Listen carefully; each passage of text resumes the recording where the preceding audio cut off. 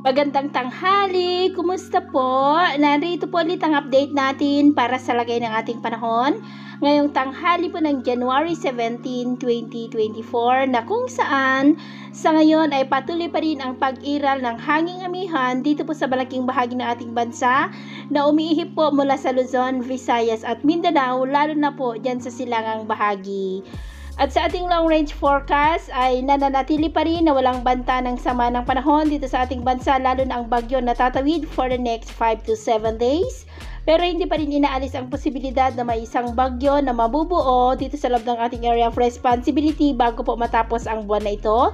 At ang unang bagyo ay tatawagin po yan sa local name na Bagyong Agho. At sa lagay ng ating panahon, ngayong tanghali ay maayos ang panahon sa malaking bahagi ng ating bansa, pero may tsansa pa rin ng maulap na kalangitan with isolated rain sa malaking bahagi ng Cagayan, Isabela, Quezon, Oriental Mindoro, Aklan, Bacolod, Bohol, Leyte, Eastern Samar, Misamis Occidental, Caraga, Davao Region at Sulu Archipelago. At sa susunod po ng mga oras ay posible pa rin ang maulap na kalangitan with isolated rain sa mga nabanggit na lugar pero sa mas malaking bahagi po ng Mindanao. At sa atin naman pong mga baybayin, dahil sa amihan ay maalon po sa buong baybayin ng silangan ng ating bansa, maging po sa seaboard ng Cagayan, Ilocos Norte at extreme northern Luzon seaboard, na ang mga alon po ay posibleng aabot hanggang po sa 2.5 to 4 meters height.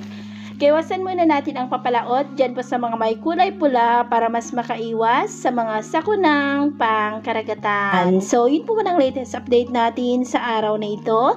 At ako po muli si Gems na nagsasabing sa kahit anong pagsubok po na darating sa ating buhay, huwag na huwag po tayong mawawalan ng pag-asa. Thank you and God bless!